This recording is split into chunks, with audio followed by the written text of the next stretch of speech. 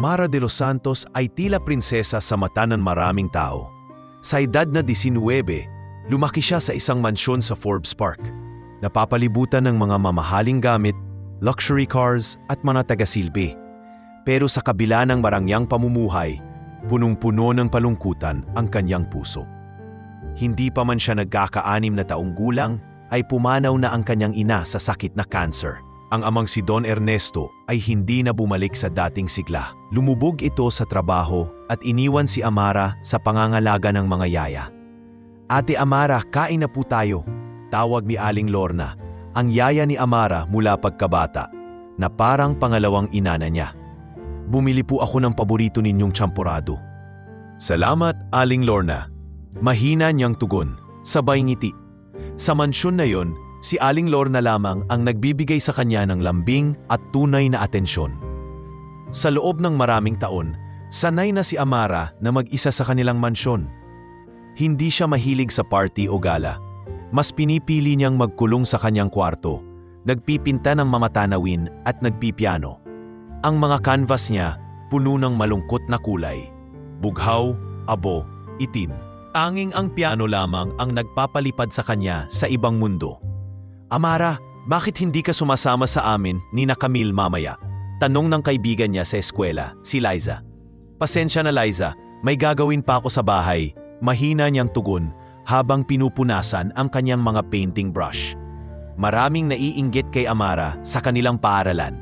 Maganda, matalino at mayaman. Pero hindi nila alam ang kalungkutan sa likod ng kanyang ngiti. Lumipas ang ilang taon, nagdesisyon si Don Ernesto na magpakasal muli. Ang napangasawa niya, si Patricia Rivera, ay isang dating PR manager na kilala sa kanyang sosyal na kilos at mapanuring mata. Sa umpisa, maayos ang pakikitungo ni Patricia kay Amara. Pero nang lumipas ang buwan, nagsimulang magbago ang ihip ng hangin. "Amara, hindi ka pwedeng laging nasa kwarto. Kailangan mong sumali sa mga event para hindi ka mapag-iwanan." Malamig na sabi ni Patricia isang gabi habang kumakain sila ng hapunan. "Nag-aaral po ako, Tita Patricia," maingat na sagot ni Amara. "Ayoko pong pabayaan ang academics ko." Napangisi si Patricia. "O academics? Nakakatawa ka, Hija. Hindi puro aral ang sukatan ng tagumpay. Look at me." Doon nagsimulang maramdaman ni Amara ang unti-unting pang-aalipusta. Sa bawat maliit na pagkakamali niya, may komento si Patricia.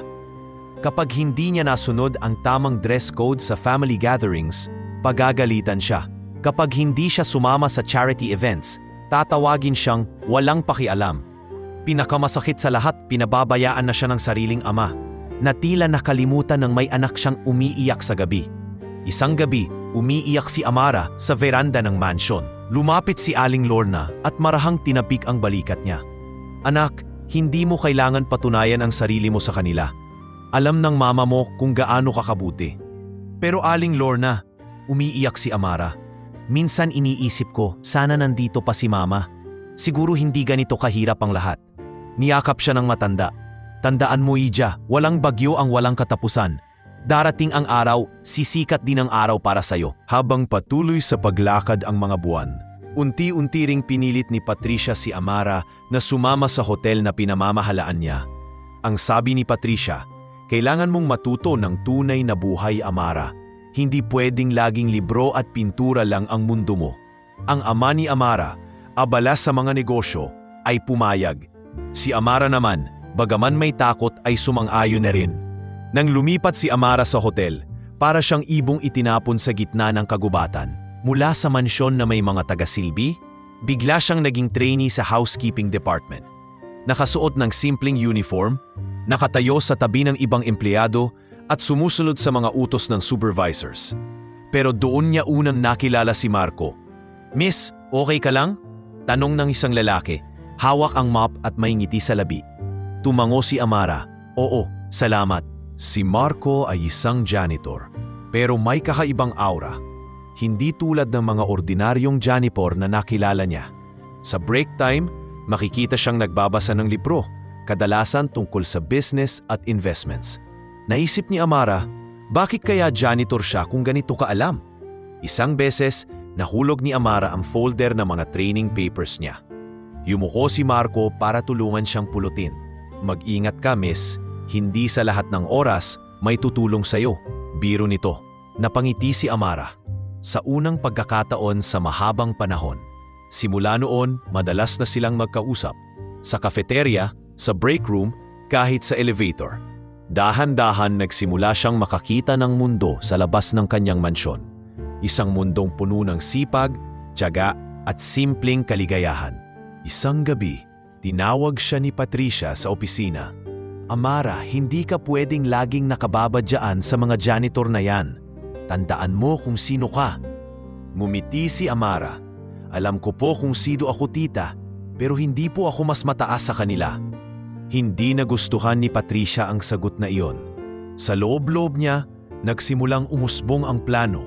Isang plano para turuan ng leksyon si Amara. Hindi pa alam ni Amara na ang bawat kilos niya, bawat pakikipag-usap kay Marco ay magiging mitsa ng isang malaking pagbabago sa buhay niya.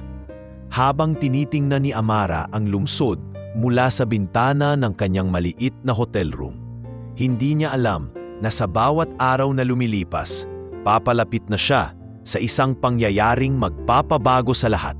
Isang kasal na hindi niya hiniling, isang kahihiyang inihanda para sa kanya, at isang pag-ibig na hindi niya inakalang darating mula sa isang simpleng janitor. Ngunit sa likod ng malamig ng ngiti ni Patricia at sa bawat hakbang ni Marco papunta sa kanya, naghihintay ang mga sikretong magpapayanig sa kanilang mundo.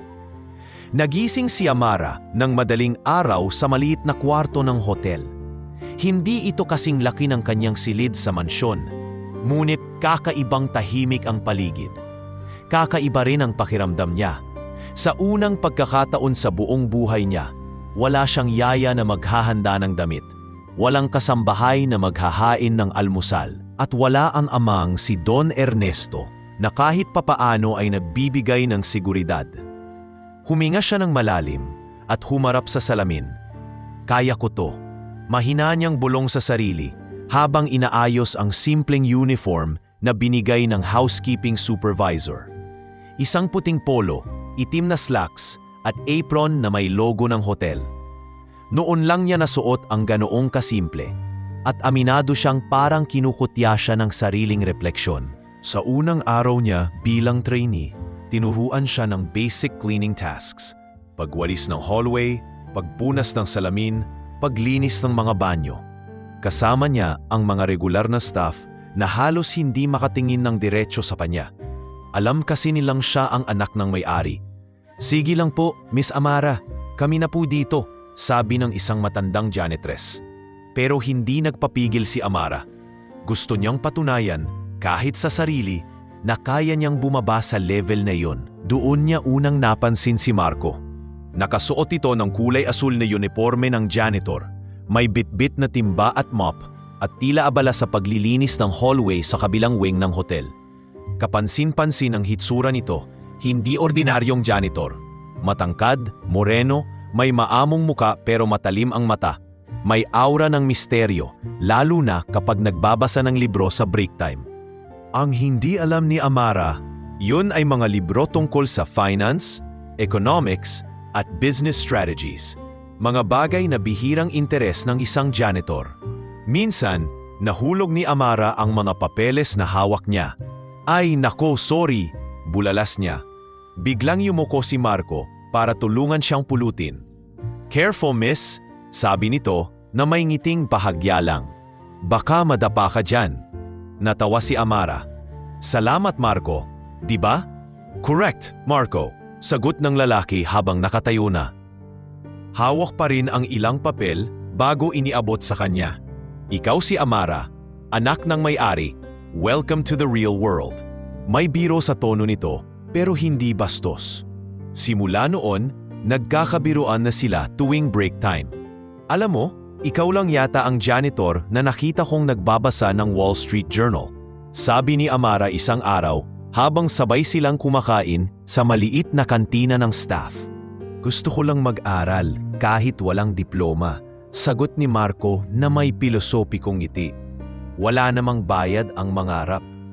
Naging routine na ang pag-uusap nila. Paminsan-minsan sa elevator, madalas sa pantry, o kaya habang nagpupunas ng mga salamin si Amara at naglalakad si Marco bit-bit ang kanyang mop. Unti-unti, napansin ni Amara na lumuluwag ang tensyon sa trabaho.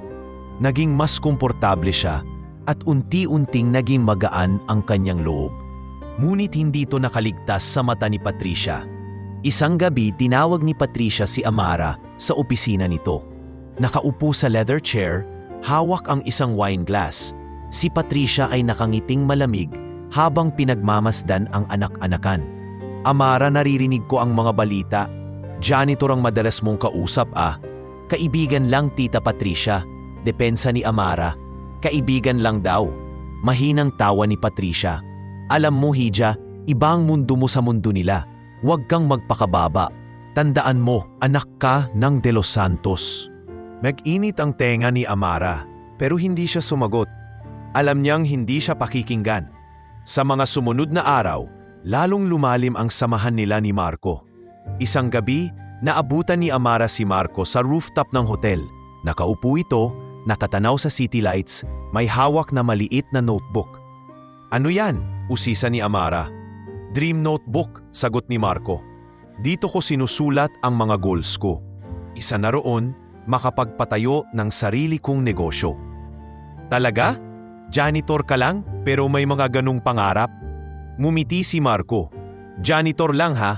Wala namang masama sa janitor, di ba? Sabay kundat. Pero oo, may mas malalim akong dahilan kung bakit ako nandito. Naguluhan si Amara. Gusto niyang magtanong pa, pero pinigilan niya ang sarili. Noon lang siya may nakilalang ganun.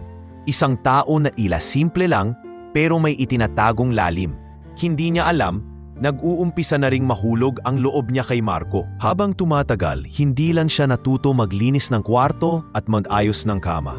Natuto siyang pahalagahan ang bawat tao, anuman ang estado nito. Tila bumabagsak ang pader na itinayo ng yaman at posisyon sa kanyang buhay. Nakita niya ang mga simpleng kasiyahan, ang mga kasamang nagtatawanan sa staff room, ang mga janitor na nagkukwentuhan ng buhay, ang receptionist na nagtatrabaho kahit pagod, at higit sa lahat, si Marco na tila misteryosong bituin sa gitna ng ordinaryong kalangitan. Ngunit habang unti-unti niyang natutuklasan ang halaga ng simpleng pamumuhay, lalo ring umiinik ang galit ni Patricia. Isang gabi, narinig niya itong nakikipag-usap sa telepono. Kailangan ko siyang turuan ng leksyon. Hindi siya pwedeng magpakababa. Hindi siya pwedeng mahulog sa bitag ng isang janitor. Sa hindi kalayuan, sa koridor ng hotel, narinig ni Amara ang bawat salita. Napapikit siya at huminga ng malalim. Sa pagkakataong iyon, alam niyang may paparating na unos. Hindi pa niya alam kung paano niya ito haharapin. Pero isang bagay ang malinaw. Sa loob ng hotel na iyon, hindi lang siya natutong magtrabaho. Natutunan niyang magmahal. At sa bawat araw na lumilipas, lalo siyang humahakbang palapit sa isang kasal na magbabago ng lahat. Hindi lang ng pangalan niya, kundi ng buong pananaw niya sa mundo. Gabi na at sa loob ng opisina ng hotel, nakaupo si Patricia sa kanyang executive chair habang pinapadaan sa mga daliri ang isang mamahaling kwintas na binili niya sa Paris. Sa harapan niya, nakalatag ang mga financial reports ng hotel, pero wala roon ang iniisip niya. Kanina lang, muling nakatanggap ng report ang sekretarya niya. Nakita na namang magkasama sina Amara at Marco sa rooftop ng hotel. Pinikit ni Patricia ang mga mata at bahagyan umiling.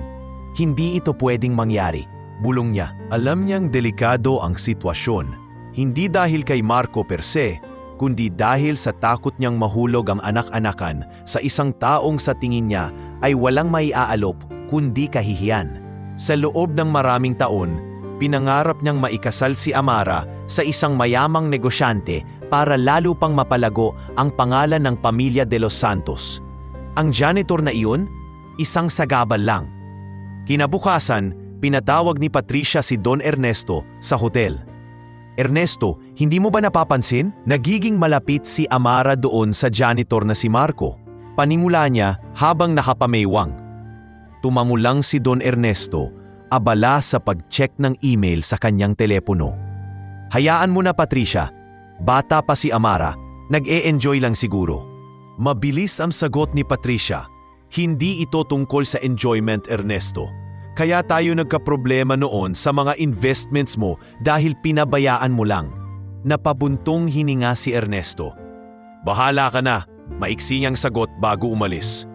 Alam niyang hindi niya kayang pigilan si Patricia sa mga gusto nito. Mula noon, sinimulan ni Patricia ang plano niya, isang aral para kay Amara. Unang hakbang niya, pahirapan ang schedule ni Amara sa hotel. Pinadoble niya ang shift nito sa housekeeping. Pinalipat ng department every other day para hindi makasanayan at pinataasan ang standards ng report na kailangan ipasa linggo-linggo. Ganyan talaga, Hija, sabi ni Patricia isang gabi nang magreklamo si Amara. Kailangan mo matutunan ang lahat ng aspeto ng negosyo, di ba? Ngumiti si Amara, pilit na hinahabaan ang pasensya. Opo, Tita Patricia, pero sa kabila ng pagod, mas lalo siyang lumalapit kay Marco. Kapag magkasabay silang mag-break, nagkukwentuhan sila ng mga simpleng bagay. Minsan tungkol sa buhay ni Marco na lumaki sa probinsya, minsan naman tungkol sa mga libro na gustong basahin ni Amara. Alam mo, Amara, sabi ni Marco isang gabi habang nagkakape sila, mabait ka. Hindi ka tulad ng inaasahan ko sa isang mayamang babae. Nagbiro si Amara. Ano ba inaasahan mo, ha? Tumawa si Marco. Yung tipong mataas ang tingin sa sarili. Pero hindi ikaw yun. Habang lalong lumalalim ang ugnayan ng dalawa, mas lalong naiinis si Patricia. Nagdesisyon na siyang ilabas ang pinakamalaking bala niya. Isang gabi, habang nagdi-dinner ang buong pamilya sa mansyon, biglang naglabas si Patricia ng proposal. Ernesto, naisip ko lang. Panimula niya. Bakit hindi natong subukan ng isang social experiment kay Amara para matuto siya ng tunay na leksyon sa buhay? Nagtaas ng kilay si Ernesto. Ano bang ibig mong sabihin, Patricia? Mumiti ang babae, malambing pero may halong panlilinlang. Ipakasal natin siya kay Marco para matuto siyang ang buhay ay hindi puro fairy tale. Nabitiwan ni Amara ang kutsara sa narinig. What? Tita Patricia, ano pong sinasabi ninyo? Mabuti pa anak, tanggapin mo na lang. Para sa ikabubuti mo rin ito, sabat ni Ernesto na halatang pagod na sa mga pakulo ng asawa niya. Sa gabing iyon, hindi makatulog si Amara. Umiyak siya sa kwarto niya habang yakap ang isang lumang teddy bear, huling regalo ng kanyang yumaong ina. Bakit ganito, Mama? Bulong niya sa hangin. Bakit niyo ako iniwan? Kailangan kita ngayon. Samantala, si Marco naman, gulat na gulat sa balitang ikinakalat sa hotel. Pinapakasan siya kay Amara. Hindi niya alam kung paano haharapin si Amara, pero alam niyang kailangan niya itong kausapin. Kinabukasan, hinarap niya si Amara sa rooftop. Amara, sorry, hindi ko alam na mangyayari ito, sabi ni Marco, halatang naguguluhan. Hindi ko rin alam, Marco, sagot ni Amara habang nagpupunas ng luha. Pero alam mo ba ang mas masakit? Hindi man lang ako pinaglaban ni Papa. Tahimik si Marco. Gusto niyang yakapin si Amara, pero pinigilan niya ang sarili. Hindi pa iyon ang tamang oras. Samantala, si Patricia ay nagdiwang sa loob-loob niya. Sa wakas, makakakuha na siya ng pagkakataon na mapahiya si Amara sa harap ng lipunan. Ang plano niya, gawing malaking public event ang kasal. Ipamuka sa lahat na ang prinsesang si Amara ay napakasal sa isang janitor. Hintayin niyo lang, bulong ni Patricia sa sarili habang nakaharap sa salamin. Matututo rin siya. Lingid sa kanyang kaalaman, may itinatago ring lihin si Marco. Isang sikreto na maaaring bumaliktad sa buong plano ni Patricia. Sa mga susunod na buwan, ang mga mata ng hotel, ng pamilya de los Santos at ng buong social circle nila ay mapupunta sa 2 taong hindi naman sana magtatagpo sa 2 magkaibang mundo. Pero ganyan talaga ang buhay, puno ng hindi inaasahang mga tagpo. Habang nakatanaw si Amara sa bintana ng kanyang kwarto, iniisip niya kung ano na ang mangyayari sa kanya. Hindi niya alam kung kaya pa niyang lumaban, pero may maliit na tinig sa kanyang puso na nagsasabing, huwag kang bibitaw. Sa mga oras ding iyon, si Marco ay nagdadasal sa loob ng kanyang maliit na apartment. Hawak-hawak ang isang lumang larawan ng kanyang ama. isang prominenteng negosyante na matagal na niyang tinatakasan ang anino. Hindi pa alam ni Amara, pero ang lalaking itinuturing niyang janitor ay may hawak na kapangyarihang babaliktad sa lahat ng inaakala nilang imposible. Sa malamig na gabi ng Maynila, nakaupo si Marco sa maliit niyang apartment. Pinagmamasdan ang isang lumang larawan na luman at kupas ang mga gilid. Larawan yun ng kanyang yumaong ama, si Armando Villaseran, isang kilalang bilyonaryo at may-ari ng isa sa pinakamalalaking construction firm sa bansa. Maraming taon na ang nakalipas mula nang pumanaw ito dahil sa isang car accident. At simula noon, pinili ni Marco na talikuran ang marangyang mundo ng pamilya niya. Hindi ako magiging katulad nila. Bulong niya sa sarili. Mahigpit ang hawak sa litrato. Alam niyang darating ang araw na kakailanganin niyang bumalik sa mundo ng mga elite. Pero hindi niya inakala na yun ay magsisimula sa isang kasal na hindi niya pinili. Kay Amara. Bilang nag-iisang anak ni Armando, iniwan kay Marco ang lahat ng kayamanan, share sa kumpanya at mga ari-arian sa iba't ibang panig ng bansa. Pero bata pa lang siya, ayaw na niya sa mapagkunwaring mundo ng business meetings, gala nights at champagne toast. Kaya matapos ang libing ng ama, nagpaalam siya sa board ng kanilang kumpanya at nagdesisyong maglayo muna. Hindi niya sinabing babalik siya bilang janitor sa hotel na target ng acquisition ng kanilang kumpanya. Ang hotel ng pamilya De Los Santos, kung saan isa si Patricia sa mga executives, ay matagal na niyang sinusuri. Alam niyang may anomalya roon at gusto niyang makita mismo, hindi lang sa papel. Noong una niyang nakita si Amara, hindi niya akalaing anak pala ito ng may-ari. Nakilala niya ito bilang simpleng trainee, medyo nahihiya, laging nag-aalala kung tama ba ang ginagawa. Pero may malasakit sa mga staff. Hanggang sa hindi niya namalayan, araw-araw na siyang nag-aabang sa rooftop tuwing break time, umaasa na makakasabay niya si Amara. Isang gabi, hindi niya napigilang kausapin ang kaibigan niyang si Albert, isang lawyer na matagal nang nagbabantay sa mga investments niya. Marco, sabi ni Albert sa telepono, hanggang kailan ka pa magtatago dyan? Alam mo bang pinaghahanap ka na ng board? Nag-aalala sila?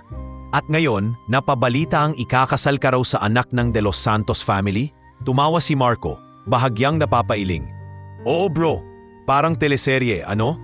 Marco, seryoso, kailan ka babalik? At saka anong plano mo sa babaeng yan? Tanong ni Albert. Hindi ko pa alam, sagot ni Marco. Pero sigurado ako sa isa, hindi ko siya pababayaan.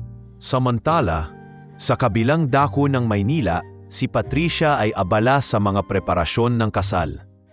Isang engrandeng seremonya ang pinaplano niya. Malaking ballroom sa isang 5-star hotel, designer gowns at mga imbitadong socialites. Ang hindi niya alam, ang mismong supplier ng flowers, catering at maging ng venue ay may kinalaman kay Marco. Lahat iyon pag-aari ng kumpanya ni Marco sa ilalim ng ibang pangalan. Pinapanood niya ang bawat galaw ni Patricia. Alam niyang darating ang tamang oras para ipahayag ang katotohanan. Si Amara, sa kabilang banda, ay litong-lito pa rin. Sa loob ng kanyang kwarto, kausap niya si Aling Lorna sa telepono. Aling Lorna, ano po bang gagawin ko? Humahagulhol na tanong ni Amara. Hija, pakinggan mo ang puso mo, sagot ng matanda. Mabait si Marco. Iba ang nararamdaman mo, alam ko. Pero huwag mong hayaang dikta ng tita Patricia mo ang kapalaran mo. Pero paano, Aling Lorna? Wala naman akong laban sa kanila, sagot ni Amara, humihikbi. Maghintay ka lang anak. Ang totoo, laging lumalabas sa tamang panahon. Sa mga sumunod na linggo, lalo pang lumapit ang loob ni na Amara at Marco. Kahit pinipilit nilang manatiling formal at hindi magpakita ng lambing, hindi na maitatago ang ningning sa kanilang mga mata kapag magkasama. Madalas silang sabay mag-break. Tumutulong si Marco kay Amara kapag nahihirapan ito sa mga gawaing hotel at sabay silang nagkukwentuhan tuwing gabi. Isang gabi sa rooftop, tinanong ni Amara si Marco, "Bakit ka ba talaga naging janitor dito?" Napangiti si Marco, tumingin sa malayo. "May hinahanap ako, Amara, at habang tumatagal, parang mas nakikita ko na hindi lang hotel ang hinahanap ko." "Anong ibig mong sabihin?" tanong ni Amara, nagtataka. Mimiti si Marco pero hindi sumagot. Nagsimula na ang final preparations para sa kasal. Naglabasan ang mga imbitasyon at headline na sa social media ang scandalous wedding ng taon. Ang anak ng isang mayaman at isang simpleng janitor. Si Patricia, tuwang-tuwa sa mga chismis, confident na magmumukhang katawa-tawa si Amara sa mata ng high society. Ang hindi niya alam, habang abala siya sa pagyayabang, si Marco naman ay tahimik na sinisigurado ang pagbagsak ng mga iligal niyang transaksyon. Sa isang lihim na meeting kasama si Albert, pinag-uusapan nila ang plano. Marco, may ebidensya na tayo ng tax evasion, ghost employees at overpriced suppliers na hawak ni Patricia, sabi ni Albert habang nagbubukas ng laptop. Perfect timing sa kasal, sagot ni Marco. Sa harap ng lahat ng kaibigan niya, dun ko ibubulgar ang lahat. Sigurado ka bang gusto mo pang ituloy yan? Tanong ni Albert. Paano si Amara? Muling tumingin si Marco sa litrato ng kanyang ama na nasa wallet niya. Si Amara, iba siya, pero kailangan niyang malaman ang totoo. Dumating ang gabi bago ang kasal. Hindi makatulog si Amara, nakatanaw lang sa buwan mula sa bintana. Puno ng kaba at takot ang puso niya. Ano ba ang naghihintay sa kanya bukas? Isang kahihiyan? Isang kabiguan? O isang panibagong simula? Samantala, si Marco ay naatayo rin sa kanyang bintana. Pinagmamasdan ang parehong buwan. Sa isipan niya, bumabalik ang mga alaala ng kanyang ama, ang mga aral nitong iniwan at ang pangakong ginawa niya sa sarili. Hindi magiging ganid sa yaman. Hindi gagamit ng pangalan para sa personal na interes. Ngunit ngayon, napagtanto niya, may mas malaking dahilan para isiwalat ang lahat. Si Amara. Habang unti-unting umuusad ang oras patungo sa kasal na magbabago sa buhay nilang dalawa, may isang bagay na sigurado, walang makakapigil sa pagputok ng katotohanan. Ang tanong na lang, kaya bang patawarin ni Amara ang lalaking buong akala niya simpleng janitor lang? Mainit ang sikat ng araw nang sumapit ang araw ng kasal sa grand ballroom ng isang kilalang hotel sa Makati. Abala ang lahat, mga dekorasyon na gawa sa imported na bulaklak, kumikislap na chandeliers at mamahaling linen table covers ang nagsilbing palamuti. Naroon ang elite ng lipunan, mga kilalang politiko, artista, negosyante at socialites. Ngunit sa kabila ng pasosyalan ng okasyon, may mabigat na katahimikan sa puso ni Amara.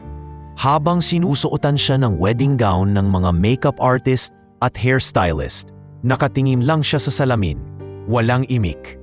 Kitang-kita sa mga mata niya ang kaba at lungkot. Amara, ang ganda-ganda mo, sabi ng makeup artist, pilit na pinapasaya ang pakiramdam niya.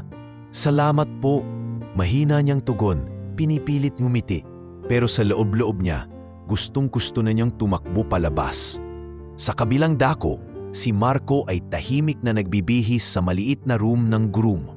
Nakaayos ang kanyang simpleng itim na toksedo at hawak niya ang isang maliit na uwintas, ang huling alaalan iniwan ng kanyang ina bago ito namatay. Patawad ma, bulong ni Marco habang tinitingnan ang sarili sa salamin. Hindi ko inakalang dito mauuwi ang lahat. Sa labas ng ballroom, rinig ang bulungan ng mga bisita. Nabalitaan mo ba? Janitor daw ang mapapangasawa ni Amara. Bulong ng isang babae sa kaibigan. Grabe, from riches to rags. Ano kayang iniisip ng pamilya nila? Sagot ng isa pa. Habang nagkakagulo ang tsismisan, si Patricia ay nakaupo sa gitna ng mga bisita.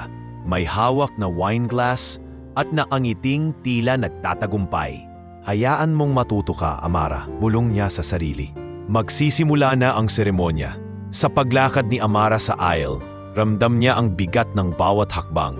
Nakatingin ang lahat sa kanya. Ang iba may ngiti ng panunuya, ang iba naman may awa. Nang makarating siya sa altar, naroon si Marco, nakatayo at naghihintay. Hay, mahina niyang bati. Hay, sagot ni Marco, parehong pilit ang ngiti. Handa ka na ba? Tanong ni Marco, bahagyang nanbibirong tono para maibsan ang bigat ng sitwasyon. Napangiti si Amara kahit paano. Hindi, pero andito na tayo. Sa buong seremonya, mechanical ang bawat galaw nila. Habang binibigkas ng pari ang mga panalangin, lumilipad ang isip ni Amara sa mga panahon ng kabataan niya, noong mas simple pa ang lahat. Naisip niya ang kanyang yumaong ina, ang musika ng piano sa lumang bahay nila, ang mga araw na walang iniintinding expectations. Si Marco naman, tahimik lang, pero sa loob-loob niya, may halong guilt at kaba. Alam niyang hindi lang si Amara ang niloloko niya, niloloko rin niya ang sarili niya. Marco, do you take Amara as your lawful wife? Tanong ng pari. Saglit siyang napatingin sa mata ni Amara. I do. Mahina pero malinaw niyang tugon. Amara, do you take Marco as your lawful husband? Tanong naman kay Amara. Napapikit si Amara bago sumagot. I do. At sa isang iglap, narinig na lang nila ang malakas na palakpakan at hiyawan. Opisyal na silang mag-asawa. Sa resepsyon, lalo pang umingay ang bulungan. Grabe, pinakasal talaga sa janitor. Hindi ko akalain, sosyal pa man din dati. To, parang palabas lang sa TV. Sa mesa ng bagong kasal, parehong tahimik sina Amara at Marco. Pareho silang hindi makatingin sa isa't isa. Parehong hindi makakain ng maayos. Dumating ang isang punto na lumapit si Patricia. Congratulations mga anak, sabi nito na may mapang-asar ng ngiti. Tandaan ninyo, sa pag-aasawa, mahalaga ang pasensya. Numiti si Amara pero bakas sa muka ang pagod. Salamat po, Ita. Si Marco naman, hindi umiimik. Pinipigil ang sariling sumagot ng matalas. Matapos ang reception, sa isang maliit na apartment na ibinigay ni Patricia, dinala sina Amara at Marco. Hindi ito kagaya ng mansyon na kinalakihan ni Amara. Isang simpleng 2 kwarto, may maliit na sala, kusina at banyo. Pagpasok pa lang nila, naupo si Amara sa sofa at napabuntong hininga. Sorry, sabi ni Marco. Naupo sa tabi niya. Tungkol saan? Tanong ni Amara, nakatingin sa kisame. Sa lahat ng ito, sagot ni Marco. Alam ko hindi ito ang gusto mo. Napatingin si Amara kay Marco, bakas ang pagod sa muka. Alam mo Marco, hindi ko rin alam kung paano o kaharapin to. Pero sa ngayon, wala naman tayong choice, di ba? Tumango lang si Marco at sa unang pagkakataon, nakita ni Amara ang lungkot sa mga mata nito. Hindi bilang janitor, kundi bilang tao. Makalipas ang ilang araw, nagsimula silang magsanay sa bagong setup. Si Marco patuloy sa trabaho sa hotel, habang si Amara ay unti-unti ring nag-aaral ng simpleng pamumuhay. Natuto siyang magluto ng simpleng ulam, mamalengke at mag-budget ng pera. Minsan, habang nagluluto si Amara, pinapanood siya ni Marco mula sa pintuan ng kusina. Alam mo bang hindi ko inakalang marunong kang magluto? Biro ni Marco. Napangiti si Amara. Ni ako hindi ko inakalang matututo ako. Nagbiro pa si Marco. Pag tumagal, pwede ka nang magbukas ng karinderya. Natawa si Amara at sa unang pagkakataon, naramdaman niya ang gaan sa puso. Habang lumilipas ang mga linggo, dahan-dahan silang nagiging komportable sa isa't isa. Hindi pa man ito pagmamahal, pero may unti-unting pag-unawa, pagtanggap at respeto. Tuwing gabi, nag-uusap sila sa maliit na balkonahe ng apartment habang umiinom ng kape. Doon, ibinabahagi ni Marco ang mga pangarap niya at unti-unti ring nagsisimulang magbukas si Amara tungkol sa takot, pangarap at kalungkutan niya. Marco, bakit parang may tinatago ka? Tanong ni Amara minsan habang magkausap sila. Ngumiti lang si Marco, umiling. Darating din ang tamang oras, Amara. Sa bawat araw na lumilipas, mas lalo silang nagkakakilala. Hindi lang bilang mag-asawa sa papel, kundi bilang 2 taong pinagtagpo ng pagkakataon. Hindi pa nila alam, pero unti-unti na silang binubuo ng tadhana para sa isang mas malaking revelasyon at sa isang pagmamahalang hindi nila kailanman inasahan. Makalipas ang 2 taon mula nang maganap ang kasalang ikinagulat ng buong lipunan, tila ba unti-unting naging kalmado ang buhay ni na Amara at Marco. Sa kabila ng mga bulong-bulungan noon, unti-unting naglaho ang ingay at nagsimulang tumahimik ang mundo sa paligid nila. Hindi na headline ang pangalan nila sa mga tabloid. Hindi na rin sila papsa ng chismis sa social media. Pero sa puso ni Amara, naroon pa rin ang mga tanong, ang mga pangarap at ang unti-unting pagbubuo ng tiwala at pagmamahal. Si Marco, sa kabila ng pagiging janitor sa mata ng lahat, ay patuloy na gumagawa ng mga hakbang para sa mas malaking plano. Ginamit niya ang mga gabi niya para ayusin ang mga dokumento, reviewin ang mga report, at i-monitor ang mga galaw ng kumpanya ni Patricia. Hindi niya pinapakita kay Amara, pero sa tuwing natutulog ito sa maliit nilang kwarto, tahimik siyang nagbubukas ng laptop sa sala kasama ang kaibigan. Marco, nakuha na natin ang ebidensya ng ghost employees at overpricing sa suppliers. Bulong ni Albert isang gabi habang nag-uusap sila sa veranda. Magaling, sagot ni Marco. Pero hindi pa sapat. Kailangan ko pa ng patunay na sangkot si Patricia mismo. Hanggang kailan mo pa itatago kay Amara ang lahat ng ito? Tanong ni Albert, puno ng pag-aalala. Hanggang makasigurado ako na ligtas siya, mariing sagot ni Marco. Sa kabilang banda, si Amara ay naging abala sa pagtulong sa maliliit na negosyo sa paligid ng kanilang komunidad.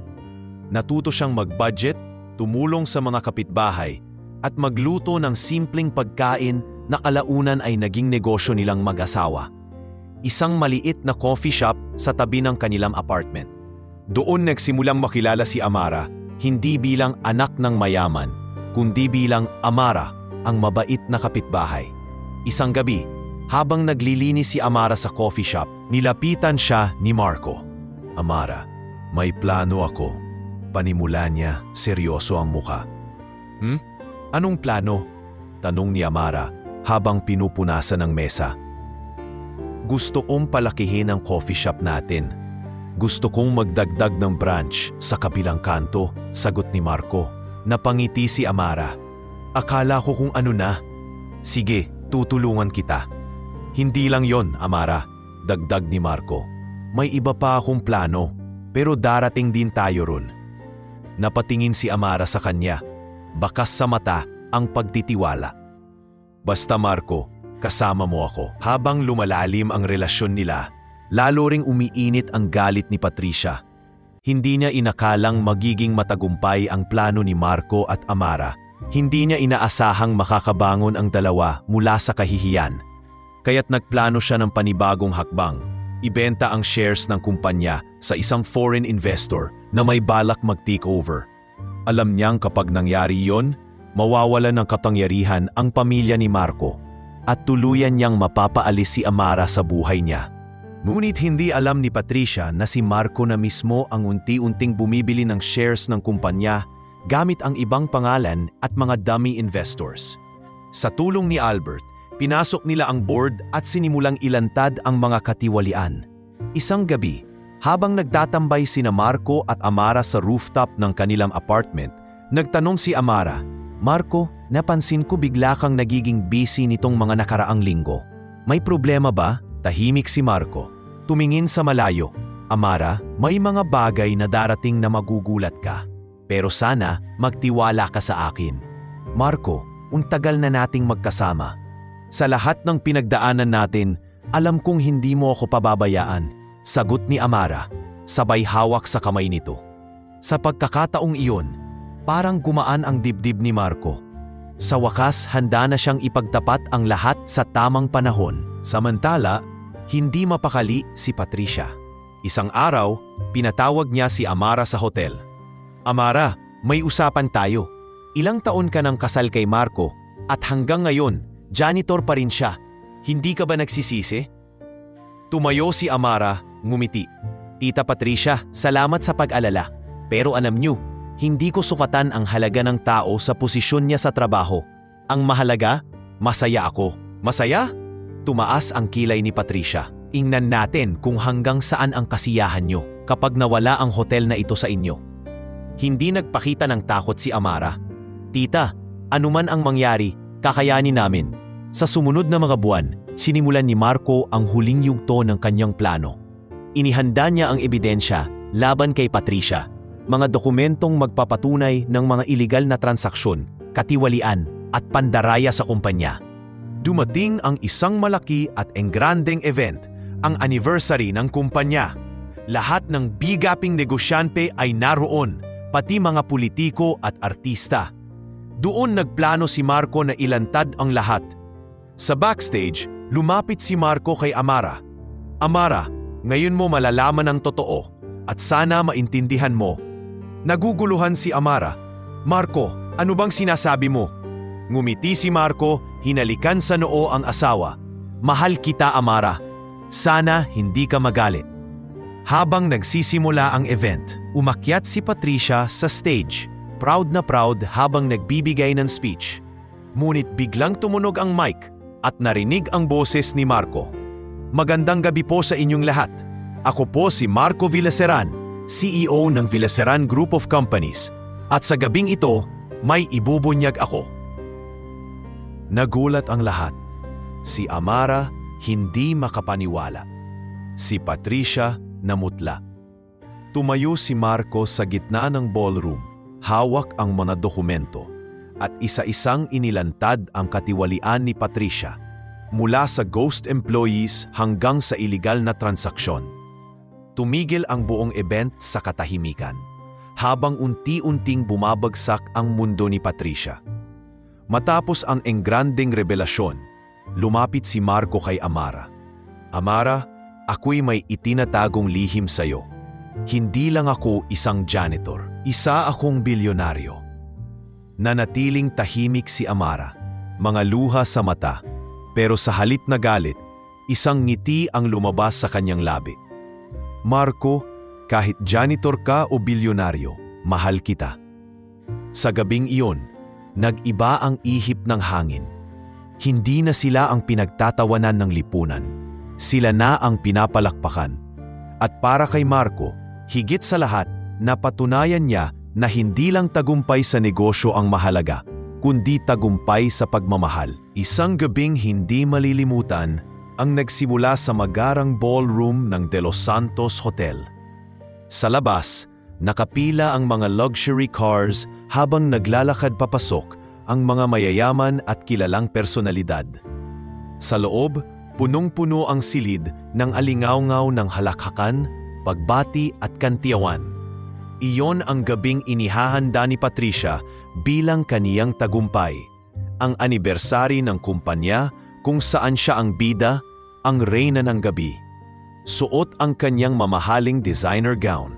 Naglakad si Patricia paunta sa entablado. Hawak niya ang mikropono, ngumiti sa mga bisita at nagsimulang magpasalamat sa lahat ng sumuporta sa kanilang negosyo. Salamat po sa inyong tiwala sa De Los Santos Hotel, sabi niya. Nandito po tayo para ipagdiwang ang ating tagumpay at ang pangakong lalo pa naming pagagandahin ang serbisyong inyo pong minamahal.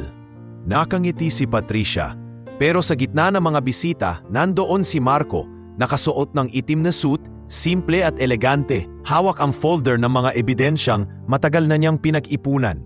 Sa tabi niya, nakaupo si Amara, halatang kinakabahan. Alam niyang may plano si Marco, pero hindi pa siya sigurado kung ano. Amara, mahina niyang bulong sa asawa, habang pinipisil ang kamay nito. Oras na. Marco, sigurado ka na ba? Tanong ni Amara, puno ng alinlangan. Tumango si Marco, bakas ang determinasyon sa mukha. Para ito sa atin, para sa lahat. Biglang tumahimik ang buong ballroom nang umakyat si Marco sa entablado. Tinabihan si Patricia. Magandang gabi po sa inyong lahat, panimula niya. Mariing tinig na agad nakakuha ng atensyon. Ako po si Marco Villaseran. Saglit siyang tumigil, tinitingnan ang reaksyon ng mga tao. At ngayong gabi, may ilang katotohanan po akong gustong ibahagi sa inyo. Nagkatinginan ang mga bisita. Si Patricia, namutla, halatang naguguluhan. Marco, anong ginagawa mo dito? Bulong nito, mahigpit ang hawak sa mikropono. Ngumiti si Marco. Pasensya ka na, Patricia. Panahon na siguro para malaman ng lahat ang totoo. Inangat niya ang folder at inilabas isa-isa ang mga dokumento. Listahan ng ghost employees, pekeng suppliers at iligal na transaksyon na pinasok ni Patricia gamit ang pera ng kumpanya. Isa-isa niyan ipinaliwanag sa harap ng projector habang pinapakita ang mga resibo at pirma ni Patricia na nagpapatunay ng kaniyang partisipasyon. Hindi po ako janitor lang, sabi ni Marco. Bakas ang damdamin sa tinig. Ako po ang CEO ng Villaseran Group ang kumpanyang unti-unting bumili ng shares ng De Los Santos Hotel sa nakalipas na 2 taon. At ako rin po ang asawa ni Amara na minahal ko hindi dahil sa yaman niya, kundi dahil sa puso niya. Nagulantang ang buong crowd. May mga napanganga, may mga nagbulungan, at may ilang pang halatang hindi makapaniwala. Si Patricia, hindi makagalaw, nanlalambot habang unti-unting lumalapit sa kanya ang mga board members ng kumpanya. Patricia, totoo ba to? Tanong ng isa, hawak ang kopya ng mga dokumento. Hindi na nakasagot si Patricia. Tumulo ang luha niya sa pisngi, pero hindi ito luha ng pagsisisi, luha ito ng pagkatalo. Ang babaeng sanay magtagumpay, sanay magmanipula, ay ngayon humaharap sa pagbagsak ng sarili niyang imperyo. Sa isang gilid ng ballroom, lumapit si Amara kay Marco, nanginilid ang luha. Bakit hindi mo sinabi sa akin? Bulong niya. Halatang sugatan ng puso. Amara, gusto kong maging totoo sa'yo. Sagot ni Marco, hinawakan ang pisngi nito. Pero gusto ko ring mapatunayan sa sarili ko na kaya kitang mahalin at protektahan kahit wala akong ipagmamalaki. Hindi lang dahil bilyonaryo ako, kundi dahil tao ako. Tahimik na nagpatak ang luha ni Amara. At sa huli, ngumiti siya. Marco, kahit janitor ka o CEO, ikaw pa rin ang pinili ko. Hindi nagtagal, tumayo ang buong crowd at nagbigay ng palakpakan. Ang ilan, lumapit kay Marco para makipagkamay. Ang dating pinagtatawanan at hinuhusgahan na lalaki, ngayon ay tinitingala bilang hero ng gabi. Si Patricia naman, inihatid palabas ng mga legal authorities habang tuluyang gumuho ang imaheng pinaghirapan niyang itayo. Makalipas ang ilang araw, opisyal na tinanggal si Patricia sa lahat ng posisyon sa kumpanya. Nagdesisyon si Marco na ilipat ang leadership kay Amara bilang bagong presidente ng De Los Santos Hotel. Marco, sigurado ka bang gusto mong ako ang mamuno? Anong ni Amara habang pinirmahan ang mga papeles. Ngumiti si Marco, pinisil ang kamay niya. Ikaw ang may puso para dito, Amara, at alam kong kaya mo. Simula noon, nagsimula ang bagong yugto ng kanilang buhay. Lumaki ang kanilang coffee shop, naging sikat sa buong Maynila, at nagsimula silang magtayo ng mga branch sa iba't ibang lugar. Si Amara, lumabas sa anino ng kanyang pamilya at naging kilala bilang philanthropist at entrepreneur.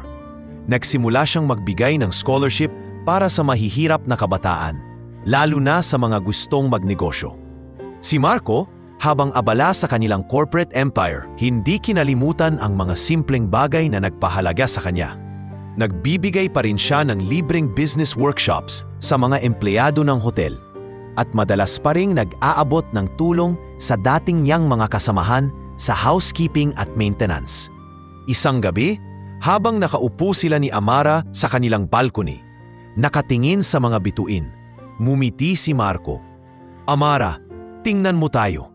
Sino ang mag-aakalang ganito tayo matatapos? Sumandal si Amara sa balikat niya.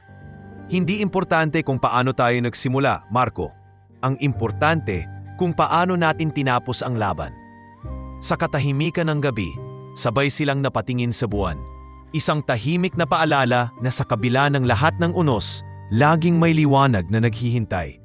Lumipas ang ilang linggo matapos ang eskandalong yumanig sa mundo ng mga De Los Santos at tila unti-unti nang bumabalik ang normal na takbo ng buhay ni Amara at Marco. Ngunit ang normal na ito ay hindi na katulad ng dati. Ang dating janitor na minamaliit ng lahat, ngayon ay kinikilalang CEO at bilyonaryo. Habang si Amara, ang dating prinsesang ikinulong sa sariling tahanan ng ina-inahan, ay unti-unti nang natututong lumipad gamit ang sariling pakpak. Isang umaga, nagising si Amara sa amoy ng bagong timplang kape. Paglabas niya ng kwarto, nadatnan niya si Marco sa kusina. Abalang nagtitimpla ng 2 tasa. Good morning, mahal. Bati ni Marco, sabay abot ng kape. Good morning, sagot ni Amara, sabay ngiti. Seryoso ka sa pagtimpla ng kape ngayon ah? Napangiti si Marco. Ngayon lang ulit kita napagsilbihan. Ilang araw na kitang pinapaubaya sa meetings mo eh. Umupo si Amara sa mesa. Tinitigan ng asawa. Marco, salamat. Hindi lang sa kape kundi sa lahat. Sa pagtatanggol mo sa akin. Sa pagtitiwala mo. Alam ko, hindi naging madali lahat. Tumango si Marco, sabay hawak sa kamay ni Amara. Pareho tayong lumaban, Amara. Hindi lang ako. Sa paglipas ng mga araw, nagpasya si Amara na nakipag-ayos sa kanyang ama, si Don Ernesto. Matagal na siyang hindi bumibisita sa mansion mula nang maganap ang kasal at ang iskandalo. Huminga siya ng malalim habang nakatayo sa harap ng malalaking gates, hawak ang maliit na buke ng bulaklak para sa ama. Pagbukas ng pinto, sinalubong siya ni Ernesto, halatang tumanda at tila napagod sa mga nagdaang buwan. Amara, mahina nitong bati. Papa, sagot ni Amara, sabay yakap sa ama. Namiss ko po kayo. Nagulat si Ernesto, pero mahigpit siyang niyakap pabalik. Anak, patawad. Patawad kung hindi kita na ipaglaban noon. Hinayaan kong si Patricia ang magdikta ng takbo ng buhay mo. Hindi na po mahalaga pa, sagot ni Amara, bahagyang naiiyak. Ang mahalaga, narito tayo ngayon. Sa tulong ni Marco, inayos din ni Amara ang charity arm ng kanilang kumpanya. Nag-organisa siya ng mga outreach programs, nagbigay ng scholarships para sa mga anak ng janitors, bellboys at housekeepers. Isang araw, habang nasa event para sa mga scholars, lumapit ang dating kasamahang janitress ni Marco, si Aling Berta. Sir Marco, Ma'am Amara, maraming salamat po. Kung hindi dahil sa inyo, hindi makakapag-aral ang apo ko. Mumiti si Amara, sabay hawak sa kamay ng matanda. Aling Berta, kami po ang dapat magpasalamat. Dahil kayo, naging inspirasyon namin. Sabay na tumingin si Marco at Amara sa isa't isa at sabay silang ngumiti. Nararamdaman nilang sa wakas nagbunga na ang mga pagsubok nila. Sa bahay naman, mas naging magaan ang relasyon nila. Hindi man perpekto, pero puno ng respeto at pagmamahal. Minsan habang naghuhugas ng pinggan si Marco, nagbibiro si Amara, Mr. CEO, hindi ba't may dishwasher tayo? Tumawa si Marco, sabay sabing, wala sa posisyon yan, mahal. Kahit CEO pa ako, kailangan maghugas ng plato. Pwede ka na rin maglaba, sabay kindat ni Amara. Basta't kasama kita, anong gawaing bahay, laban, sagot ni Marco. Hindi rin nakalimutan ni Marco ang mga dating kasamahan sa hotel. Bumisita siya minsan sa lumang maintenance room, suot pa ang dating uniforme bilang biro. Sir Marco, gulat na sabi ng mga janitor. Relax lang kayo, tawa ni Marco. Hindi ako nagbago, tao pa rin ako. Nagpa-picture siya kasama ang mga dating kasamahan at nag-iwan ng pangakong bibigyan sila ng training para ma-promote. Ipinakita niya na sa kabila ng kayamanang taglay, hindi niya kinalimutan kung saan siya nanggaling. Samantala, sa kabilang banda, si Patricia ay nagdesisyong lumayo muna sa Maynila. Nabalitaang nagtatrabaho siya bilang consultant sa isang maliit na resort sa Palawan, malayo sa ingay ng lungsod at sa dating mundo niyang puno ng intriga. Hindi nagtagal, isang araw, nakatanggap ng liham si Amara, isang liham na nagmula kay Patricia. Amara, panimula nito. Hindi ako magmamagaling. Nasaktan kita. Nasira ko ang tiwala mo at pinahiya ko ang sarili ko.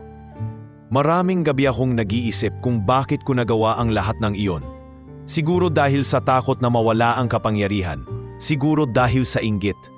Pero ngayon, gusto ko lang malaman mo na nagsisisi ako. Huwag mong hayaang matulad ka sa akin. Ingatan mo si Marco. Ingatan mo ang sarili mo. Patricia, tahimik na tiniklop ni Amara ang sulat. Sa halip na galit, isang buntong hininga lang ang isinagot niya. Sa puso niya, handa na siyang magpatawad. Sa huling bahagi ng gabing iyon, magkatabi sa balkonahing pinakapaborito nila, nagkakape sina Amara at Marco. Pinagmamasdan ang bituin sa langit. Marco, sabi ni Amara, alam mo, kung iisipin mo, para tayong teleserye. Tumawa si Marco, sumandal sa upuan. Oo nga no, pero ang maganda sa lahat, hindi ending ang kasal natin. Simula pa lang pala yun. Umiling si Amara, ngumiti. Ang importante, ikaw ang kasama ko. Bumuntong hininga si Marco. Hinalikan ang noo ni Amara at bumulong. Kahit saan tayo dalhin ng tadhana, kakapit lang ako sayo.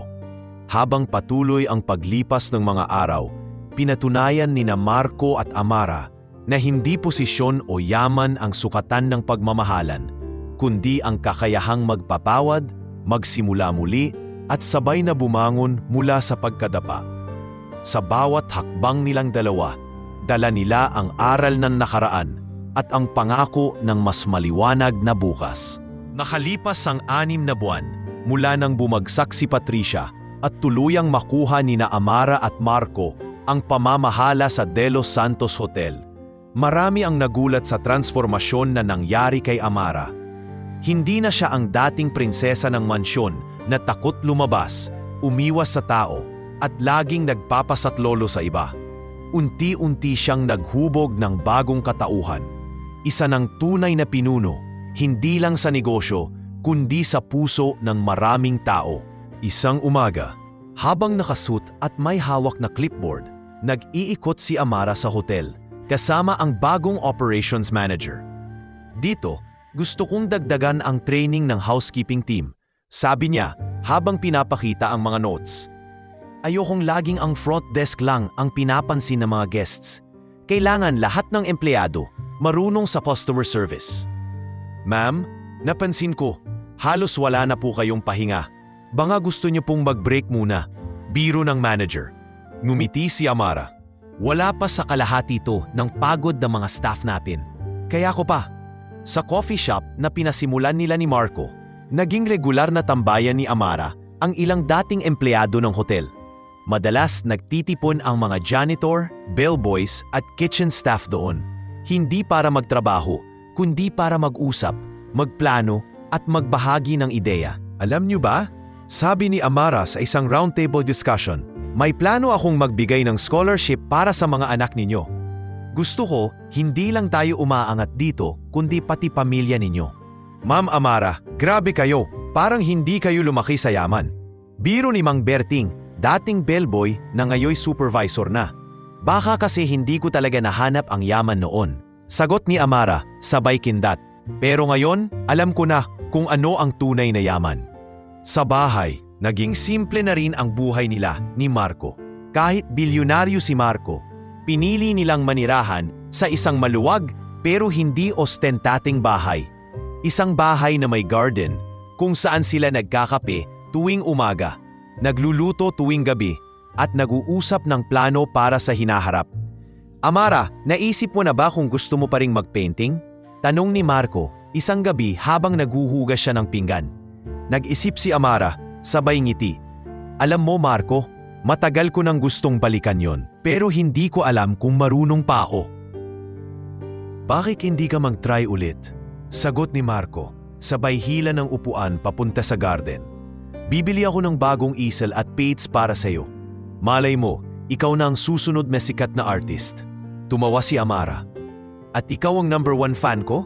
Hindi lang fan, manager mo pa, biro ni Marco, sabay tawa nilang dalawa. Habang patuloy ang pagbabago kay Amara, hindi rin nakaligtas sa mata ng media ang kanyang kwento. Isang araw, inimbitahan siya sa isang talk show para ibahagi ang kanyang karanasan.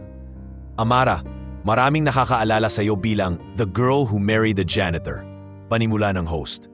Ngayon, ikaw na ang presidente ng De Los Santos Hotel. Ano ang pinakamalaking aral na natutunan mo? Tumango si Amara, sandaling nag-isip bago sumagot. Siguro po natutunan ko na hindi posisyon o yaman ang sukatan ng tao. Natutunan ko ring hindi kahinaan ang magmahal sa taong minamaliit ng lipunan. Ang pinakamahalaga, natutunan kong patawarin hindi lang ang iba, kundi pati sarili ko. Nagpalakpakan ang audience at sa sandaling iyon, naramdaman ni Amara na unti-unti nang nabubuo ang sarili niya. Hindi bilang anak ng isang kilalang pamilya, kundi bilang isang babaeng lumaban at nagtagumpay sa sariling paraan. Samantala, sa isang maliit na coffee shop sa gilid ng hotel, nag-usap sina Marco at Albert, ang abogado niyang matagal na ring kaibigan. Marco, hindi ko alam kung paano mo nahila si Amara mula sa pagiging prinsesa papunta sa pagiging reyna ng bayan, biro ni Albert habang nagkakape. Ngumiti si Marco. Wala akong hinila. Siya ang naglakad papunta roon. Nagkataon lang na ako ang kasama niya habang naglalakad. Tumango si Albert, sabay sulyap sa labas ng bintana kung saan tanaw si Amara, kausap ang mga scholars na tinutulungan nila. Alam mo Marco, hindi lang siya ang nagbago, Ikaw rin, mas bukas ka na. Hindi ka na yung lalaking tinatakasan ng pangalan ng pamilya mo. Napangiti si Marco. Dahil kay Amara, natutunan kong hindi masamang kilalanin kung sino ka. Basta hindi mo kakalimutang manatiling totoo. Pag-uwi ni Amara, nadatnan niya si Marco na naghihintay sa garden, may hawak na maliit na kahon. Ano yan? Tanong ni Amara. Binuksan ni Marco ang kahon. Naroon ang bagong set ng painting tools. Simulan mo na ulit, sabi ni Marco. Walang deadline, walang pressure. Basta para sa sarili mo lang. Napaiyak si Amara, hindi dahil sa material na bagay, kundi dahil sa kahulugan nito. Isang paalala na kahit gaano kabusi, kahit gaano kagulo ang mundo, may lugar pa rin para sa sarili niyang mga pangarap. Kinabukasan, nag-set up si Amara ng maliit na studio sa isang bahagi ng bahay. Habang hawak ang paintbrush, bahagyang nanginginig ang kamay niya. Tumayo sa gilid si Marco, hawak ang kape niya, tahimik lang na pinapanood siya. Marco, ang tagal ko nang hindi humahawak ng brush, sabi ni Amara. Medyo kinakabahan. Hindi mo kailangang maging magaling agad, sabi ni Marco. Nilapitan siya at hinawakan sa balikat. Ang kailangan lang, magsimula. Ngumiti si Amara, huminga ng malalim at sa unang stroke ng brush sa canvas, parang naramdaman niyang bumalik ang isang parte ng sarili niyang matagal nang natulog. Sa gabing iyon, habang magkatabi silang nakahiga, magkaakbay sa ilalim ng malamig na kumot, bumulong si Amara. Marco, salamat sa lahat ng ito. Sa pagbuo mo sa akin, umiling si Marco. Mumiti. Hindi ko ikaw binuo, Amara. Ikaw ang nagbuo sa sarili mo. Ako lang ang nandito para maghintay habang ginagawa mo yon. Sa huling sandali ng gabi, habang naririnig nila ang malamig na ihip ng hangin sa labas, sabay nilang naisip, sa wakas, hindi lang sila nakabangon, nakalipad na rin. Maalipas ang isang taon, nagbago hindi lang ang buhay ni na Amara at Marco, kundi pati na rin ang takbo ng De Los Santos Hotel. Ang dating hotel na halos lumubog sa utang, ngayon ay isa sa pinakasikat at pinakamaraming bookings sa bansa. Iba na ang reputasyon nito, hindi lang bilang luxury destination, kundi bilang kumpanya na may puso para sa mga empleyado at sa komunidad. Sa isang malaking conference room sa hotel, nakaupo si Amara sa harapan ng board of directors. Hawak ang isang proposal. Katabi niya si Marco, tahimik pero nakangiti, nakasuot ng dark blue suit. Ladies and gentlemen, panimula ni Amara, nagtagumpay tayo sa pagbabalik ng Hotel Laipo, pero hindi pa tayo tapos. Ngayon, gusto kong ipakita sa inyo ang susunod nating hakbang. Ipinresenta niya ang plano, magtayo ng bagong hotel sa Visayas. Hindi lang luxury hotel, kundi isang eco-resort na magbibigay ng trabaho sa mga lokal at magpopromote ng sustainable tourism. Bakit tayo mag-expand? Tanong ng isa sa mga directors. Ngumiti si Amara. Dahil hindi tayo dapat makontento. At dahil naniniwala ako na kapag ang tagumpay isinama mo sa pag-angat ng iba, dun lang talaga siya nagiging makabuluhan. Matapos ang meeting, lumapit si Marco kay Amara. Bit-bit ang 2 tasa ng kape. Madam President, ready ka na bang magbakasyon? Biro niya. Napangiti si Amara, pagod pero masaya. Sana pwede, pero may isa pa tayong kailangang asikasuhin. Remember the charity gala next week? Of course, sagot ni Marco. Pero pagkatapos niyan, promise, magbe-break tayo. Kahit 1 week lang, deal. Sabi ni Amara, sabay abot ng pinky finger kay Marco. Nag-pinky swear silang dalawa, tawa ng tawa. Para bang saglit silang bumalik sa simpleng buhay bago sumabog ang lahat ng tagumpay. Sa mga araw na sumunod, abala si Amara sa paghahanda ng charity gala. Ang proceeds ay ilalaan sa mga scholar na tinutulungan nila. Mga anak ng empleyado, janitor, messenger at waiter na gustong mag-aral ng kolehiyo. Isa sa mga scholar ay si Gina, anak ng dating janitress na si Aling Berta. Ma'am Amara, salamat po talaga, sabi ni Gina, halos maiyak sa tuwa habang bitbit ang acceptance letter mula sa university. Gina, huwag mo akong pasalamatan, sagot ni Amara, yumuko para mag-level sa bata. Pagsikapan mo lang yan. Balang araw, ikaw naman ang tutulong sa iba. Habang abala si Amara sa charity works, si Marco naman ay may sariling pinaghahandaan. Sa loob ng Villa Seran Group, Niluluto niya ang merger ng ilang maliliit na kumpanya sa probinsya para magbigay ng microfinancing sa mga small businesses. Gusto niyang tulungan ang mga maliliit na negosyante na tulad ng mga tindera, magsasaka at mangingisda. Albert, sigurado ka bang kakayanin ng sistema natin ang ganitong kalaking proyekto? Tanong ni Marco sa kaibigan niyang abogado. Marco, kung may taong makakagawa nito, ikaw yun, sagot ni Albert, tapik sa balikat niya. At syempre, may Amara ka pa sa tabi mo. Dream team kayo bro. Napangiti si Marco. Oo nga no, dream team talaga. Dumating ang gabi ng charity gala. Ang ballroom ay puno ng mga bisita mula sa mga artistang sumusuporta sa advokasya hanggang sa mga dating empleyado ng hotel na ngayon ay bahagi na ng success story. Si Amara, suot ang isang eleganteng dark green gown ay abala sa pag-welcome sa mga bisita, habang si Marco naman ay nakausap ang mga major donors. Ladies and gentlemen, panimula ni Amara sa stage, malayo na ang narating natin. Pero tandaan ninyo, hindi ako, hindi si Marco, ang bida ng kwentong ito. Kayo ang dahilan kung bakit patuloy tayong lumalaban. Pagkatapos ng programa, lumapit si Marco kay Amara. Hawak ang kamay nito. Alam mo, hindi ko inakalang magiging ganito tayo kalayo, bulong niya. Tumingala si Amara, ngumiti. Ako, hindi inakala to. Pero tingnan mo tayo ngayon. Naglakad silang magkaakbay, papalabas ng ballroom, habang palakpakan at tawanan ang maririnig sa paligid. Makalipas ang ilang buwan, nagpunta sina Amara at Marco sa Visayas para personal na tignan ang site ng Eco Resort. Suot ni Amara ang simpleng jeans at blouse, habang si Marco ay nakapolo at denim pants. Ang ganda dito, sabi ni Amara, habang nakatanaw sa dagat. Parang ibang mundo. Perfect na lugar para magsimula ng bago, sagot ni Marco, sabay yakap mula sa likod. At perfect na lugar para bumuo ng bagong pangarap, natawa si Amara. Hindi ka pa rin napapagod mangarap, ano? Umiling si Marco. Basta kasama kita. Hindi. Habang tinitingnan nila ang lupang pagtatayuan ng resort, lumapit ang ilang lokal at kinamayan sila. Salamat po, Sir Marco. Ma'am Amara, sabi ng isang mangingisda. Maraming salamat sa oportunidad na ibibigay niyo sa amin. Hindi po kami andito para maghari, sagot ni Amara, sabay tapik sa balikat ng mangingisda. Andito kami para sabay-sabay tayong umangat. Sa huling gabi ng kanilang pagbisita, nakaupo sila sa tabing dagat. Pinagmamasdan ang pagsikat ng buwan. Tahimik ang paligid, tanging tunog ng alon ang maririnig. Amara, sabi ni Marco, hawak ang kamay niya. Kung babalikan mo ang lahat ng pinagdaanan natin, may babaguhin ka ba?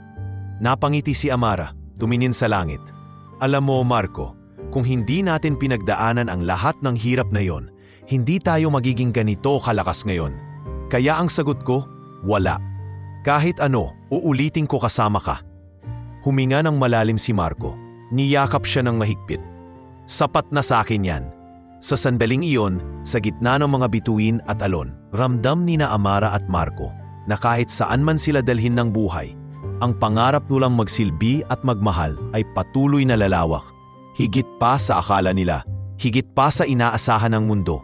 Nang bumalik sina Amara at Marco mula sa Visayas, dala nila ang bagong pag-asa, kasunduan sa mga lokal, at mga plano para sa eco resort na balak nilang itayo. Ngunit hindi inaasahan ng mag-asawa na pagsapit ng pag-uwi nila sa Maynila, sasalubong sa kanila ang isang pagsubok na magpapayanig hindi lang sa negosyo, kundi pati sa personal nilang buhay. Habang nasa opisina, may natanggap na tawag si Amara mula sa kanyang personal assistant. Ma'am Amara, may problema po tayo. Sabi nito, halatang balisa. Ano yun Grace? Tanong ni Amara. Tumayo agad mula sa mesa. May nag-leak po na confidential na dokumento sa media. Sinasabing ang Eco Resort project natin ay magpapalaya sa ilang komunidad sa isla. Nanlaki ang mata ni Amara. Hindi totoo yan. Alam nating may kasunduan tayo sa kanila. Opo, ma'am, pero may nagpakalat ng fake news at ngayon trending na sa social media. Galit ang mga tao. May mga protestang naka-schedule sa harap ng opisina. Bukas, nagtaginan sina Marco at Amara sa opisina. Alam mo kung sino ang nasa likod nito, Marco? Tanong ni Amara, bakas ang kaba sa tinig.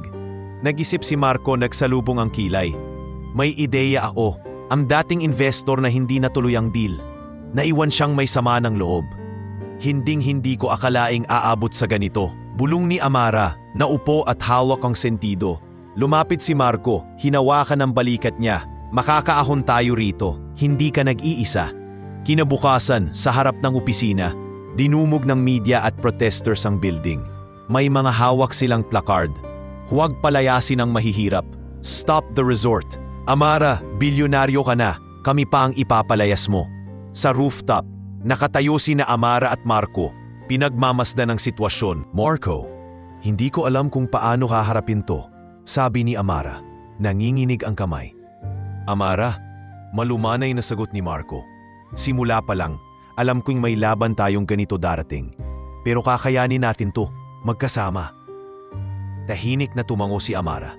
Sige, maghahanda ako ng statement. Kailangan nating magsalita. Kinagabihan, humarap si Amara sa press conference. Suot niya ang simpleng cream-colored na blazer, minimal makeup at walang alahas. Isang imahe ng pagiging relatable at seryoso. Magandang gabi po sa inyong lahat, panimula niya. Ako po si Amara de los Santos Villaseran at gusto ko pong linawin ang mga isyong kumakalap na yon. Hindi po totoo na magpapalayas kami ng komunidad sa isla para sa eco resort. Sa katunayan, kami po ang nakipagkasundo sa mga leader ng barangay para maging co-owner sila ng proyekto.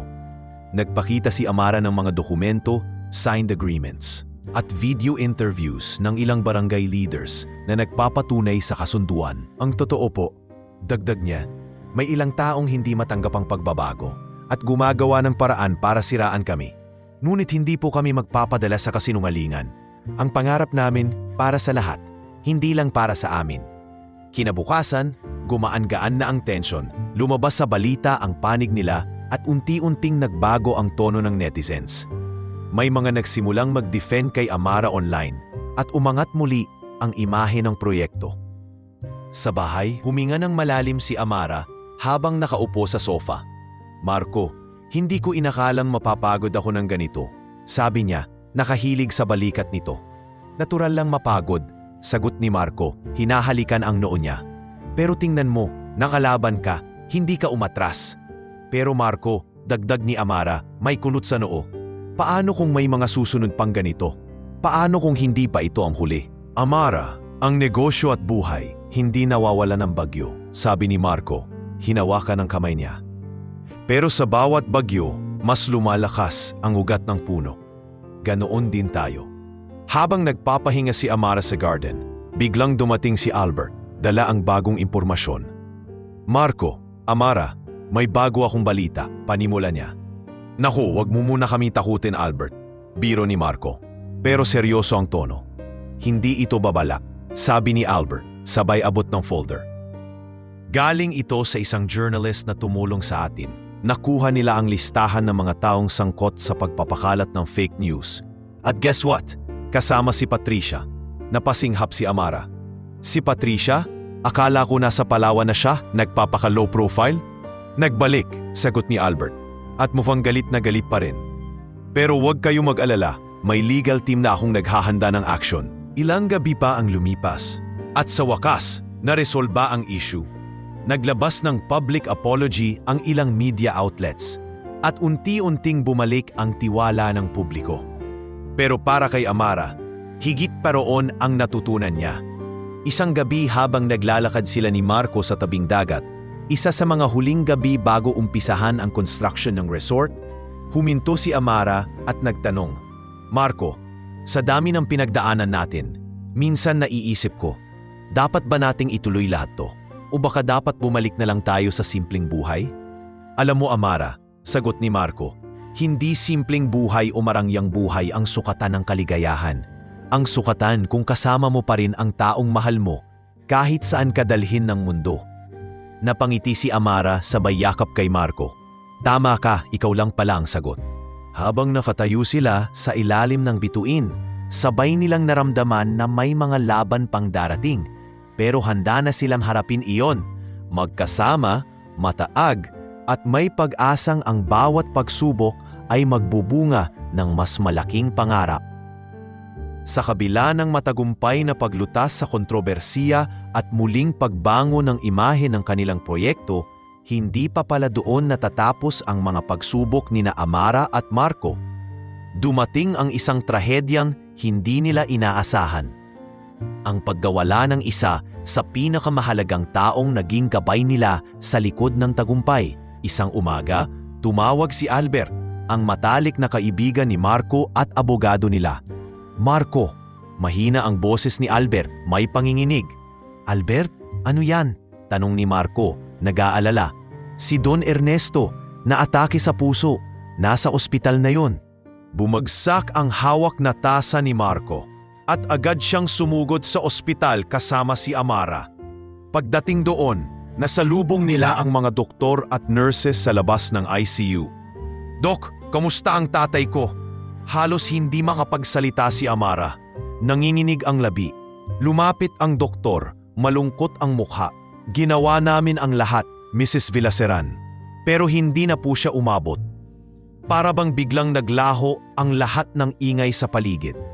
Hindi makagalaw si Amara, nanlambot ang tuhod at napaupo sa sahig. Tahimik lang siyang umiiyak. Habang si Marco ay yakap-yakap siya, pinipigil ang sariling lumuha para manatiling matatag para sa asawa niya. Sumunod na mga araw, naging abala ang buong pamilya at kumpanya sa lamay ni Don Ernesto. Dagsa ang mga tao, hindi lang mula sa negosyo, kundi pati sa mga simpleng mamamayan na tinulungan ng matanda noon. Hindi lang siya ama, hindi lang boss, sabi ng isang matandang driver na lumapit kay Amara. Para na rin siyang tatay sa aming lahat. Napangiti ng kaunti si Amara kahit puno ng lungkot ang puso niya. Salamat po Kuya Ben. Salamat sa lahat ng pagmamahal niyo kay Papa. Sa mga panahong iyon, naramdaman ni Amara ang kahalagahan ng pamilya at komunidad. Habang dumadaloy ang mga bulaklak, mensahe ng pakikiramay at dasal, unti-unti niyang naramdaman na hindi siya nag-iisa sa pagdadalamhati. Marco, sabi niya isang gabi sa lamay habang magkaakbay silang nakaupo. Minsan naiisip ko, dapat mas binigyan ko ng oras si Papa. Madalas ko siyang tinatakbuhan noon, pero hindi ko siya tinanong kung siya ba ay pagod o malungkot. Hindi mo kasalanan, Amara, sagot ni Marco. Marahang hinahaplos ang buhok niya. Alam kong ipinagmamalaki ka niya. Nakita niya kung paano ka lumaban. Siguro, na yun ko lang naiintindihan ang ibig sabihin ng pagkawala. Bulong ni Amara, kahit anong tagumpay, kahit anong yaman, wala kang magagawa kapag kinuha na ng tadhana ang isang tao. Matapos ang libing, nagdesisyon si Amara na magpahinga muna mula sa negosyo. Iniwan niya kay Marco ang mga meetings at board discussions para makapagmuni-muni at maghilom ang puso niya.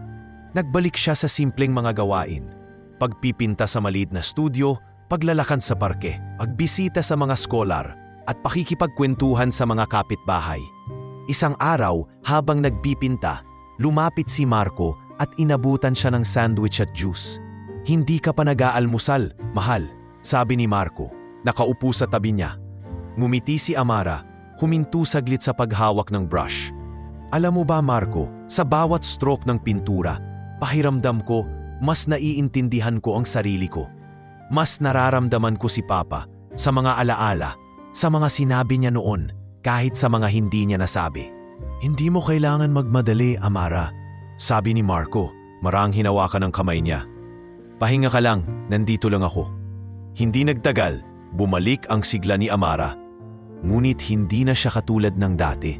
Mas kalmado siya ngayon, mas maingat, at mas marunong magpahalaga sa maliliit na bagay.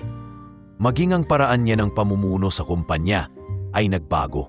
Simula ngayon, sabi niya sa isang board meeting, gusto kong maglagay ng wellness program para sa lahat ng empleyado. Hindi lang para sa managers, hindi lang para sa executives, kundi para sa lahat. Ayokong may magtrabaho dito na pakiramdam nila ay hindi pinapansin. Nagulat ang ilan sa board, pero napangiti si Marco. Yan ang Amara na kilala ko, bulong niya sa sarili.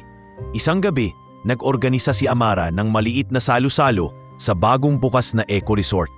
Nandoon ang mga empleyado, scholars, community leaders, at kahit ilang lokal na pamilya mula sa isla. Amara, ang layo na ng narating mo, sabi ni Albert habang humihigop ng wine. Iba ka na. Hindi ako iba, Albert, sagot ni Amara, nakatingin sa mga batang naglalaro sa tabi ng swimming pool. Mas naging buo lang ako. Pagkatapos ng programa, naglakad sina Amara at Marco sa tabing dagat, tulad ng madalas nilang gawin noong nagsisimula pa lang sila. Tahimik lang silang naghawak ng kamay, pinagmamasdan ng alon. Marco, sabi ni Amara, huminto at humarap sa kanya. Sa lahat ng pinagdaanan natin, sa lahat ng nawala at dumating, natutunan ko ang pinakamahalagang bagay. Ano yon? Tanong ni Marco, nakangiti. Na kahit anong mangyari, kahit anong mawala, basta magkasama tayo, makakabangon tayo. Sagot ni Amara sabay yakap ng mahigpit kay Marco. At sa gitna ng katahimikan ng gabi, habang sumasayaw ang mga bituin sa langit at sumasalpok ang alon sa buhangin, alam ng dalawa na marami pa silang haharapin. Pero ngayong mas buo na si Amara at mas matatag na si Marco, handa na silang sabayan ang bawat hamon. Magkasama, magkahawak kamay at may panibagong lakas na magmumula sa bawat sugat na kanilang nalampasan. Makalipas ang 6 na buwan mula nang mailibing si Don Ernesto, nagpatuloy ang buhay nina Amara at Marco. Ngunit ramdam nilang pareho na nagbago na ang takbo ng kanilang mundo. Ang dating mapusok na paghabol sa tagumpay, ngayon ay sinamahan na ng pagninilay, ng lalim at ng mas malalim na pangunawa sa tunay na halaga ng buhay. Isang umaga, habang nag-aalmusal sa kanilang garden, nakaupo si Amara sa tabi ni Marco, tahimik na nagmamasid sa sikat ng araw na tumatama sa mga halaman. Marco, panimula niya, habang iniikot ang tasa ng kape sa kamay. Naisip mo na ba? Anong mangyayari kapag bumagal tayo? Kapag hindi na tayo palading nasa gitna ng negosyo o spotlight? Tumingin si Marco, ngumiti. Siguro, doon natin makikita kung gaano kalalim ang ugat ng buhay natin. Hindi sa dami ng press conference o deals, kundi sa katahimikan. Tumango si Amara, sabay labas ng maliit na notebook. Alam mo, gusto kong magsulat ulit. Noon, puro plano lang ng proyekto ang sinusulat ko. Ngayon, gusto kong magsulat ng kwento, ng memoir. Nagulat si Marco, ngunit natuwa. Memoir? Tungkol saan? Sa atin, sagot ni Amara sabay ngiti. Sa kung paano tayo bumangon mula sa lahat ng gulo. Habang sinisimulan ni Amara ang kanyang pagsusulat, abala rin si Marco sa bagong advocacy. Naglunsad siya ng isang programa na magtuturo ng entrepreneurship sa mga kabataan sa probinsya. Marco, tanong ng isang volunteer sa meeting nila. Bakit ka ganito committed dito? Napangiti si Marco, saglit na nag-isip. Dahil naranasan kong maliitin, mawalan ng boses. Gusto kong matutunan ng kabataan na may halaga sila kahit anong background nila. Samantala, sa headquarters ng De Los Santos Hotel, nakita ng Board of Directors ang pagbabago sa pamumuno ni Amara. Wala na ang dating takot, ang dating pag-alangan. Siya ngayon ay isang leader na marunong makinig, marunong magbigay ng espasyo sa iba, at marunong tumanggap ng kritisismo. Ma'am Amara, sabi ng isa sa directors, sa susunod na taon, may plano po ba tayong expansion abroad? Ngumiti si Amara, saglit na nagbiro. Kailangan muna nating siguraduhing handa ang puso ng kumpanya bago lumipan sa ibang bansa. Hindi lang pera ang batayan ng growth. Nagpalakpakan ang lahat sa mesa. At sa sandaling iyon, ramdam ni Amara na lumawak na ang kanyang pananaw. Hindi lang para sa sarili, kundi para sa maraming taong umaasa sa kanya. Sa bahay, naging mas makulay ang routine nila. Minsang sabay silang nagluluto ng hapunan, minsan naman ay nag-uusap tungkol sa simpleng bagay. Anong halaman ang itatanim? Anong libro ang babasahin? O saan magandang magbakasyon? Amara, gusto mo bang mag-road trip tayo sa norte? Tanong ni Marco habang nag-uumpisa ng dinner. Norte? Tawa ni Amara. Hindi ba tayo maliligaw doon? Eh di adventure, sagot ni Marco, sabay bitaw ng mapaglarong ngiti. Natawa si Amara at sabay silang napaluhod sa sahig nang bumagsak ang pinggan. Nagtatawanan habang naglilinis. Sa mga sandaling yon, naaalala nila na sa simpleng kaligayahan, doon lumalalim ang pagmamahal. Makalipas ang ilang linggo, dumating ang charity event na inorganisa ni Amara para sa mga scholars at maliliit na negosyante. Habang naglalakad siya sa venue, nilapitan siya ng isang binatang scholar, si Miguel. "Ma'am Amara, salamat po," sabi ni Miguel, halatang kabado. "Dati po akong nagtitinda ng kakanin sa kalsada, pero ngayon po, graduating na ako ng business administration." Napangiti si Amara, pinisil ang balikat ng binata. "Miguel, huwag kang titigil sa pangarap. Balang araw, ikaw naman ang tutulong sa iba." Sa gilid ng hall, pinagmamasdan ni Marco ang asawa niya. Ramdam ang pagmamalaki sa puso. Nilapitan siya ni Albert at nagbiro. "Marco, napangasawa mo pala ang magiging national hero ng hospitality industry." Tumawa si Marco. "Oo, at ako naman, tagakapi niya habang tinapanood siya magtagumpay." Habang papalapit ang gabi, nagdesisyon sina Amara at Marco na maglakad-lakad sa harap ng hotel. Tahimik ang paligid at sa kauna-unahang pagkakataon matapos ang mahabang panahon, nakaramdam sila ng tunay na kapayapaan. "Marco," sabi ni Amara, huminto at hinawakan ang kamay ng asawa. "Salamat. Salamat sa paniniwala sa akin kahit noong ako na mismo hindi na naniniwala sa sarili ko." Huminga ng malalim si Marco. Niyakap siya ng mahigpit. "Salamat din, Amara. Kasi pinatunayan mo sa akin na kahit sa gitna ng gulo, may taong naninindigan para sa tama." Kinabukasan, nagising si Amara sa tunog ng mga ibon sa labas. Sumilip siya sa bintana at nakita si Marco sa garden, nagdidilig ng mga halaman. Lumapit siya, nakasuot ng simpleng duster, at niyakap si Marco mula sa likod. "Alam mo, ito na yata ang pinakamasayang umaga ko," bulong ni Amara. "Bakit?" tanong ni Marco, sabay lingon. "Kasi wala akong iniisip na trabaho, wala akong iniisip na problema. Ikaw lang, tayo lang," sagot ni Amara, sabay yakap muli. Sa uling bahagi ng araw, nakaupo sila sa kanilang teras, pinagmamasdan ang paglubog ng araw. Magkakapit bisig, tahimik na pinapanood ang unti-unting pagdilim ng langit. Sabay sabing, "Amara, ito na ba yung tinatawag nilang panibagong simula?" Ngumiti si Amara, nakatingin sa mga bituin na nagsisimulang magpakita. "Hindi ito simula, Marco. Ito yung buhay na matagal na nating pinapangarap at ngayon lang natin natutunan kung paano ito yakapin." Sa katahimikan ng gabi, sa ilalim ng maliwanag na buwan, at sa tunog ng malalambing na hampas ng hangin sa mga puno, sabay nilang binitiwan ang mga salitang bumuo sa lahat ng pinagdaanan nila. "Salamat sa'yo."